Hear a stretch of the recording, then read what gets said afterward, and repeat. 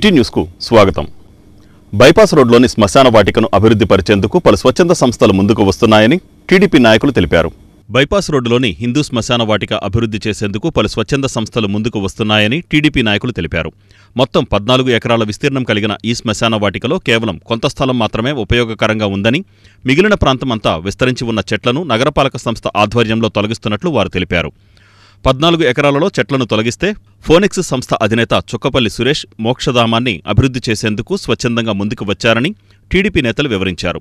మరికొన్ని స్వచ్ఛంద సంస్థలు కూడా మోక్షధామాన్ని అభివృద్ధి చేసేందుకు సుముఖత వ్యక్తం చేసినట్లు వారు తెలిపారు. ఈ కార్యక్రమంలో municipal commissioner Bapiraju, Vaishya corporation director Motamarri Babaprasad, Pallapati Subrahmanyam, Padamati Nagaraju, Ilyas Pasha, Sharma, సామా కాంతారావులు పాల్గొన్నారు. 14 ఎకరాలు కూడా కొల్లూరు రవీంద్ర గారి ఆదేశాల మేరకు ఇదంతా కూడా జంగిల్ క్లీన్ చేసి ఆయన ఆప్తులైన చుక్కపల్లి సురేష్ గారు మొన్న ఇక్కడ వచ్చారు. వచ్చి ఇదంతా కూడా జంగిల్ క్లీన్ చేయించండి, మాకు ఒక మ్యాప్ లాగా చెప్తే దీన్ని ఏ రకంగా డెవలప్ చేయాలనేది కూడా మేము అన్నీ కూడా సహకరిస్తామని చెప్పి కూడా వారు చెప్తాం జరిగింది. మరి హిందూ శ్మశాన వాటికలు అంటే మీ అందరికి కూడా తెలుసు, పవిత్రమైనది. మన దేవాలయాలు ఎంత పవిత్రంగా చూసుకుంటామో ఇవి కూడా చనిపోయిన పుట్టాక ఎంతో పండగగా మనం చేసుకుంటాం. చనిపోయినప్పుడు మటుకి మరి వాళ్ళకి సరైన వాతావరణం లేక చాలా ఇబ్బందికరమైన పరిస్థితుల్లో శ్మశానాలు ఉన్నాయి. ఈ శ్మశానాలను అన్నింటి కూడా అభివృద్ధి చేయాలన్న సంకల్పం కొల్లూరు రవీంద్ర గారు తీసుకున్నారు. మచిలీపట్నంలో శ్మశానాలు కానీ మన ఎక్కడన్నా ఇబ్బంది పడి ఉంటే వాళ్ళందరికీ కూడా మరి శుభ్రం చేస్తానికి ఆయన శ్రీకారం చుట్టారు. దానికి మా కమిటీ తరఫున అందరి తరఫున కూడా ప్రత్యేకంగా అభినందనలు తెలియజేస్తున్నాం. నమస్కారం. మన మచిలీపట్నంలో ఉన్న మోక్షధామం బైపాస్ రోడ్ ఈడేపల్లిలో ఉన్న మోక్షధామం 50 డివిజన్లో ఉన్నది. ఇక్కడ ఎన్నాళ్ళ నుంచి 14 ఎకరాలు సైట్ ఉండేది, మొత్తం అంతా ముళ్ళ మండలతో కమ్మేసుకుపోయింది. మన మంత్రివర్యులు వాళ్ళ అన్నగారు కార్యక్రమానికి వచ్చినప్పుడు మొత్తం చూసి ఆయన ఎంతో బాధగా చూస్తే దాన్ని బట్టి వేరే ఊరి నుంచి సురేష్ గారు, కొల్లూరు సురేష్ గారు అని చెప్పని ఆయన వచ్చారు. వచ్చి చూసి మొత్తం మాకు ఈ జంగిల్ క్లియరెన్స్ చేసి చెప్తే మేము మొత్తం మిగతా వర్క్ అంతా మేము చూసుకుంటామని చెప్పారు. ఆ ఆదేశాల మేరకు మా మంత్రి కొల్లు రవీంద్ర గారు మాకు ఈ పని అప్పచెప్పారు. మచిలీపట్నం మున్సిపల్ కమిషనర్ గారు, అలాగే మచిలీపట్నం మాజీ మున్సిపల్ చైర్మన్ బాబాప్రసాద్ గారు, మన ఫ్లోర్ లీడరు టీడీపీ సీనియర్ నాయకులు పల్లపాటి సుబ్రహ్మణ్యం గారు, మన టౌన్ ప్రెసిడెంట్ ఇలియాస్ బాషా గారు, ఇలాగే మా 50 డివిజను మొత్తం టీం అంతా వచ్చి ఇక్కడ వచ్చి పనులు చేపిస్తున్నాము. దీన్ని సహకారంగా నిలబడినందుకు మీ అందరికీ మాకు ధన్యవాదాలు. ఆనాడు తెలుగుదేశం ప్రభుత్వం అధికారంలో ఉన్నప్పుడు ఈ మోక్షధామాలను జంగిల్ క్లియరెన్స్ చేసి ఒక 10 లక్షల రూపాయలతో కాంపౌండ్ వాల్ కూడా కట్టడం జరిగింది. ఆనాటి నుంచి ఈనాటి వరకు గతంలో పరిపాలించిన వైఎస్ఆర్ కాంగ్రెస్ ప్రభుత్వం వాళ్ళు ఒక్క 10 పైసలు కూడా ఈ మోక్షధామాన్ని ఖర్చు పెట్టిన పరిస్థితి లేదు. నిజంగా దేవాలయాలు ఎలాంటివో ఇవి పవిత్రమైనటువంటి భూమి లాంటివి. ఇలాంటి పరిస్థితి మనకు దాపరిచిందంటే కేవలం ప్రజాపాలన జరగకుండా నిర్లక్ష్యం వల్ల ఈనాడు ఇలా జరిగిందని ఆనాడు కొల్లు రవీంద్ర గారు ఈ ప్రాంతాన్ని మొత్తం కూడా శుభ్రం చేయించమని చెప్పడం జరిగింది. దానిలో భాగంగా ఈరోజు ఈ కార్యక్రమాన్ని జంగిల్ క్లియరెన్స్ చేయడం జరిగింది. అట్లాగే ఆంధ్రప్రదేశ్లో ఉన్నటువంటి ఫోనిక్స్ కంపెనీ జన చుక్కపల్లి సురేష్ గారు ముందుకొచ్చి రవీంద్ర గారుతో ఈ ప్రాంతాన్ని మొత్తం మోక్షధామాన్ని మేము అభివృద్ధి చేస్తామని స్వచ్ఛంద సంస్థలు కూడా కొంతమంది కొల్లు రవీంద్ర గారితో చెప్పడం జరిగింది. 14 ఎకరాలు కలిగినటువంటి ఈ భూమిని ఒక అద్భుతమైనటువంటి హిందూ శ్మశాన వాటికగా తయారు చేయడమే ఈ తెలుగుదేశం ప్రభుత్వం ఒక లక్ష్యం. కొల్లు రవీంద్ర గారి నాయకత్వంలో మచిలీపట్నంలో ఈ హిందూ శ్మశాన వాటికని అద్భుతంగా తయారు చేయాలని ఈరోజు పనులు ప్రారంభం చేయడం జరిగింది. పెడనలోని శ్రీ రుక్మిణి సత్యభామ సమేత శ్రీ వేణుగోపాల స్వామివారి దేవస్థానం నందు పలు ప్రత్యేక పూజా కార్యక్రమాలు జరిగాయి. పెడన పట్టణంలోని శ్రీ రుక్మిణి వేణుగోపాలస్వామి ఆలయంలో వ్రత మహోత్సవాలు ఘనంగా ప్రారంభమయ్యాయి. మహిళా భక్తులు మంగళహారతులతో దేవాలయానికి చేరుకుని గోదా శ్రీనివాసస్వామి అష్టోత్తర శతనామావళి పఠించి గోదాదేవి పాటలు పాడారు. ఆలయ ప్రధాన అర్చకుడు అగ్నిహోత్రం హరికృష్ణ ధనుర్మాస వైభవాన్ని, తిరుప్పావైలోని మొదటి పాసుర అర్థాన్ని భక్తులకు వివరించారు. ఈ కార్యక్రమంలో ఆలయ అభివృద్ధి కమిటీ సభ్యులు, భక్తులు తదితరులు పాల్గొన్నారు. మచిలీపట్నం విజయవాడ రహదారిలో జరిగిన రోడ్డు ప్రమాదంలో ఒక వ్యక్తి మృతి చెందాడు. మచిలీపట్నం విజయవాడ రహదారిలో జరిగిన రోడ్డు ప్రమాదంలో ఒక వ్యక్తి మృతి చెందాడు. విజయవాడ వెళ్లే రోడ్డులో గొడుగుపేట వద్ద జరిగిన ఈ ప్రమాదంలో విజయవాడ నుండి వస్తున్న ఒక ప్రైవేటు ట్రావెల్స్ బస్సు స్కూటరిస్టుని ఢీకొంది. దీనితో స్కూటరిస్టు అక్కడికక్కడే మృతి చెందాడు. మృతి చెందిన స్కూటరిస్టు గొడుగుపేటకు చెందిన కుంభా ప్రసాద్గా గుర్తించారు. జగన్నాథపురంలోని శ్రీ రామచంద్రస్వామి వారి దేవస్థానం నందు ధనుర్మాస ఉత్సవాలు ఘనంగా నిర్వహిస్తున్నారు. జగన్నాథపురంలోని శ్రీ హనుమత్ లక్ష్మణ సీతా సమేత శ్రీరామచంద్రస్వామి మందిరంలో ధనుర్మాసం పురస్కరించుకొని గుదిమెళ్ల శ్రీకర రామానుజస్వామి ఆధ్వర్యంలో శ్రీరామచంద్రస్వామి జన్మ నక్షత్రం పునర్వసు సందర్భంగా శ్రీరామచంద్రస్వామికి పంచామృతాలతో అభిషేకం జరిపారు. అనంతరం స్వామికి అర్చన, హారతి, మంత్రపుష్పం, తీర్థప్రసాదాలు వినియోగం నిర్వహించారు. ఈ కార్యక్రమంలో పెద్ద సంఖ్యలో భక్తులతో పాటు మాదిరెడ్డి విజయ్, కృష్ణప్రసాద్, ఆకునూరి నాగేంద్రరావు, మాదిరెడ్డి అంజిబాబు, మాదిరెడ్డి అమ్మాజీ, ఘంటసాల అనురాధ, ఘంటసాల చంద్ర, లత, వాణి తదితరులు పాల్గొన్నారు. కార్యక్రమాలు ఈవేళ జరిగినాయి. ఈ ధనుర్మాసం నెల రోజులు కూడా మన ఈ ఆలయంలో ఉదయం పూట తిరుప్పావై సేవాకాలం, సాయంకాలం పూట తిరుప్పావై ప్రవచనం కార్యక్రమాలు జరుగుతూ ఉంటాయి. జనవరి 6వ తారీఖు అత్యద్భుతంగా చాలా విశేషించి లక్ష్మీ సుదర్శన నరసింహ యజ్ఞాన్ని మనం ఇక్కడ జరుపుకోబోతున్నాం. ఈ యజ్ఞంలో పాల్గొన్న ప్రతి ఒక్కరికి కూడా సకల గ్రహ శాంతి ఏర్పడుతుంది, శత్రు పీడ నివారణ కలుగుతుంది, ఆరోగ్యం, లక్ష్మీ కటాక్షం, వ్యాపారాభివృద్ధి ఇట్లాంటి ఎన్నో లాభాలను అందించేటువంటి నరసింహ హవనంలో భక్తులందరూ పాల్గొని జనవరి 6వ తారీఖు స్వామి కటాక్షానికి పాత్రలు కావాల్సిందిగా కోరుతున్నాం. అట్లానే జనవరి 12వ తారీఖు గోదా కళ్యాణ రాజగోపాల స్వామి కళ్యాణం సాయంకాలం పూట సుమారు 7 గంటలకు ప్రారంభమవుతుంది. ఈ కళ్యాణం ప్రత్యేకత ఏమిటంటే కొబ్బరికాయల్ని ఇక్కడ ఆట ఆడి వాటిని పాట పెడతారన్నమాట. ఈ పాట పాడుకున్న ప్రతి ఒక్కళ్ళకి కూడా ధర్మబద్ధమైనటువంటి కోరికలు నెరవేరుతాయంటలో ఎటువంటి అతిశయోక్తి లేదు. చాలామంది ప్రతి సంవత్సరం ఈ కార్యక్రమంలో పాల్గొంటారు. వివాహము, సంతానము ముఖ్యంగా కలుగుతాయి కావాలనుకున్నటువంటి వాళ్ళకి. జై శ్రీరామ్. ఈ నెల 16/12/2024 నుండి మొదలైన శ్రీ ధనుర్మాస మహోత్సవములు మన జగన్నాథపురం శ్రీరామ మందిరంలో నిర్వహించడం జరుగుతుంది. ఈ కార్యక్రమాన్ని కూడా శ్రీమాన్ గుదిమెళ్ల శ్రీకర రామాంజ స్వామివారి ఆధ్వర్యంలో మరి కార్యక్రమాలు నిర్వహించడం జరుగుతుంది. కావున ఈరోజు ముఖ్యమైన విశేషం ఏంటంటే శ్రీరామచంద్రస్వామి జన్మ నక్షత్రమైన పునర్వసు సందర్భంగా మరి స్వామివారికి ప్రత్యేక పంచామృతాలతో అభిషేక కార్యక్రమం నిర్వహించడం జరుగుతుంది. ఇక్కడ నెల రోజులు జరిగే ఈ కార్యక్రమాలన్నింటిలో కూడా భక్తులందరూ కూడా విశేషంగా పాల్గొనవలసిందిగా కోరుకుంటూ జై శ్రీరామ్. నగరంలోని ప్రధాన మున్సిపల్ పార్కు వద్ద ఒక షాపులో చోరీతో పాటు మరో 4 షాపులలో చోరీకి విఫలయత్నం జరిగింది. నగరంలోని ప్రధాన మున్సిపల్ పార్కు వద్ద ఒక షాపులో చోరీతో పాటు మరో 4 షాపులలో చోరీకి విఫలయత్నం జరిగింది. నగర ప్రధాన వీధిలో మున్సిపల్ పార్కు వద్ద ఉన్న షాపులలో చోరీ యత్నం కలకలం రేపింది. వరుసగా ఉన్న ఈ షాపులలో ఒకదానిలో 10,000 రూపాయల నగదు చోరీ చేసిన ఆగంతకుడు పక్కనే ఉన్న మరో 4 షాపులలో చోరీకి విఫలయత్నం చేశాడు. అర్ధరాత్రి సమయంలో ఒక ఆగంతకుడు చోరీకి పాల్పడినట్లు సీసీటీవీ ఫుటేజీ ద్వారా తెలుస్తోంది. ఆర్పేట సీఐ యేసుబాబు సంఘటనా స్థలాన్ని పరిశీలించి దర్యాప్తు చేస్తున్నారు.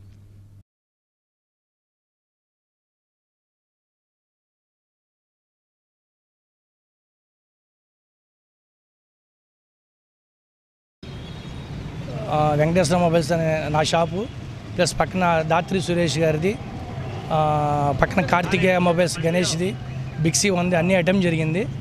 నాదైతే అటెంప్ట్ చేశారు కానీ తాళం రాలేదు. పక్కన సురేష్ గారిది మాత్రం 2 తాళాలు పగలగొట్టి పలుగు అక్కడ వదిలేసి వెళ్ళిపోయాడు.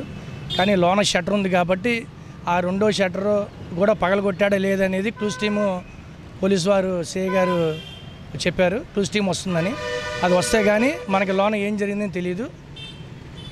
మనిషి మాత్రం మొత్తం దగ్గర 5 షాపుల మీద అటెంప్ట్ జరిగింది, 6 షాపుల మీద. పక్కన ఫోటో స్టాట్ ఒకటి ఉంది, ఆ ఫోటో స్టాట్ కూడా పాల్గొట్టారు. దాని సెంటర్ లాక్ లేదు. కానీ అది వాళ్ళు వస్తే కానీ లోనికి వెళ్తే ఏం పోయింది ఏంటి అనేది వాళ్ళు చెప్పాలి. అది నైట్ 2:30కి తెల్లారుజాము 2:30కి. వీడియోలో మాత్రం ఒక అతనే. రాత్రి 10 గంటలకు మేము షాప్ అయితే క్లోజ్ చేయడం జరిగింది. పొద్దున్నే 9:30కి వచ్చి చలాలు తీసేటప్పుడు చూస్తే 2 తాళాలు పగిలిపోయి ఉన్నాయి. అది జరిగింది. లోపలికి ఇంకా వెళ్ళాలా. బిక్సీలో పగిలినాయి. బిక్సీ 2 తాళాలు కూడా పగిలికొట్టుకు ఉన్నాయి. స్టేషన్ కాడికి వెళ్ళాము, కంప్లైంట్ ఇచ్చి వచ్చాము. ఇప్పుడు వెళ్ళి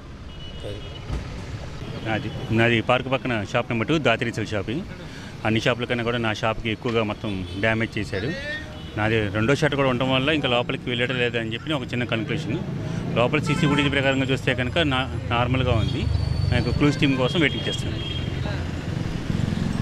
పేదల వైద్యానికి కూటమి ప్రభుత్వం అత్యధిక ప్రాధాన్యతనిస్తోందని అమినగడ్డ ఎమ్మెల్యే మండలి బుద్ధప్రసాద్ పేర్కొన్నారు. పేదల వైద్యానికి కూటమి ప్రభుత్వం అధిక ప్రాధాన్యత ఇస్తుందని అవనిగడ్డ ఎమ్మెల్యే మండలి బుద్ధప్రసాద్ అన్నారు. అవనిగడ్డలోని ఎమ్మెల్యే కార్యాలయంలో సీఎంఆర్ఎఫ్ చెక్కుల పంపిణీ కార్యక్రమం జరిగింది. 13 మందికి 11,48,417 రూపాయలను ముఖ్యమంత్రి సహాయ నిధి ద్వారా అందజేశారు. ఎమ్మెల్యే బుద్ధప్రసాద్ మాట్లాడుతూ కూటమి ప్రభుత్వం అధికారంలోకి వచ్చిన 6 నెలల్లోనే సీఎం రిలీఫ్ ఫండ్ ద్వారా 72 మంది పేదలకు 52,54,795 రూపాయల ఆర్థిక సహాయం అందించినట్లు తెలిపారు. ఈ కార్యక్రమంలో నియోజకవర్గ యువ నాయకులు మండలి వెంకట్రాం పాల్గొన్నారు. మాది మోపిదే మండలం పెదపల్లండి. మా వారికి యాక్సిడెంట్ అయ్యి 10 రోజులు హాస్పిటల్లో ఉంచి చనిపోయారు. ఎమ్మెల్యే గారు ముఖ్యమంత్రి గారు సహాయం చేశారు. మా ఏటూరు పిల్లలండి నా హార్ట్ ప్రాబ్లం వస్తే సీఎం గారు సహాయం చేశారు. అందరికీ నమస్కారం. నా పేరు కోటప్ జోలా అండి. మా గ్రామం కోడూరు అండి. నాకు కడుపులో గడ్డ అయిందండి, ఆపరేషన్ జరిగింది. సీఎం గారు నా సహాయ నిధి వల్ల సహాయం చేశారు. ఆయనకి ధన్యవాదాలు. కోడూరు అండి. నాన్నగారు అకాల మరణం చెందారు. మేము ఆర్థికంగా చితిపోకూడదు, బాధపడకూడదు అని చెప్పేసి సివిల్ రిలీఫ్ నుంచి కొంత అమౌంట్ అందజేశారు. Thank you. పామరు మండలం పెదమద్దాలి పామరు తోటలో నూతనంగా ఏర్పాటు చేసిన వంగవీటి మోహనరంగ విగ్రహావిష్కరణ ఘనంగా జరిగింది. పామరు మండలం పెదమద్దాలి పామరు తోటలో నూతనంగా ఏర్పాటు చేసిన వంగవీటి మోహనరంగ విగ్రహావిష్కరణ ఘనంగా జరిగింది. ఈ ఆవిష్కరణ కార్యక్రమంలో మాజీ ఎమ్మెల్యే వంగవీటి రాధాకృష్ణ, పామర్రు, పెనమలూరు, పెడన ఎమ్మెల్యేలు వర్ల కుమార్రాజా, బోడెప్రసాద్, కాగిత కృష్ణప్రసాద్లు పాల్గొన్నారు. ఈ సందర్భంగా వంగవీటి రాధాకృష్ణ మాట్లాడుతూ 3-4 దశాబ్దాలు గడిచినా ఒక నాయకుడిని ప్రజలు గుండెల్లో పెట్టుకుని చూసుకుంటున్న వ్యక్తి వంగవీటి మోహనరంగ అన్నారు. ఏ కులమైనా, ఏ మతమైనా, ఈ రాజకీయ పార్టీ అయినా ప్రజల తరపు నుండి పోరాడిన వ్యక్తి మోహనరంగ అని ఆయన పేర్కొన్నారు.